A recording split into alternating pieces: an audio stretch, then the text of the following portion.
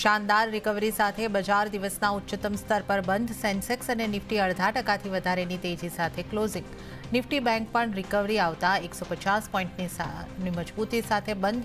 Mid cap અને small cap index પણ નીચલા સ્તરેથી સુધરીને બંધ. અનુમાનથી સારા રહ્યા નિફ્ટીની દિગ્ગજ કંપની એચડીએફસી બેંકના પરિણામ. નફો અનુમાનથી વધીને ₹16,736 કરોડ ઉપર નોંધાયો. એનઆઈઆઈમાં પણ જોવા મળ્યો ઉછાળો. વાયોવાય ધોરણે પ્રોવિઝનિંગ પણ ઘટ્યા. ભારતી એરટેલે વોઇસ પેકમાં કર્યો વધારો. ટેરિફ પ્લાનથી ડેટા હટાડ્યા બાદ વોઇસ પેકના પ્રાઇસ 10થી 12% વધાર્યા, જ્યારે ટ્રાઈએ ટેરિફ ઘટાડવાનો આપ્યો નિર્દેશ.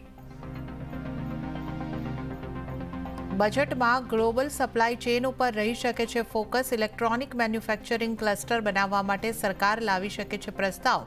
ઇનોવેશન, ઇન્ટેલેક્ચ્યુઅલ પ્રોપર્ટી અને R&D ખાસ ફોકસ. સરકારે રો જૂટની એમએસપી વધારી. 2025-26ની સિઝન માટે એમએસપીમાં 6%નો વધારો. નેશનલ હેલ્થ મિશનને પણ આગામી 5 વર્ષ માટે એક્સટેન્શન. CNBC બજારના સમાચાર પર લાગી મહોર. H1B વિઝાને લઈને ટ્રમ્પનો ફ્લિપ-ફ્લોપ. પોતાના નિવેદનમાં H1 વિઝાને કર્યું સમર્થન. કહ્યું, અમેરિકાને સારા લોકોની જરૂર.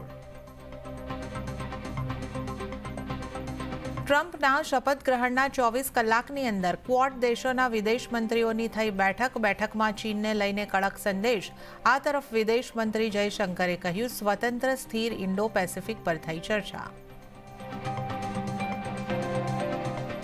અને રાજ્યમાં ફરી વધશે ઠંડીનું જોર. 24 કલાક બાદ તાપમાનમાં 2 થી 3 ડિગ્રીનો થઈ શકે છે ઘટાડો.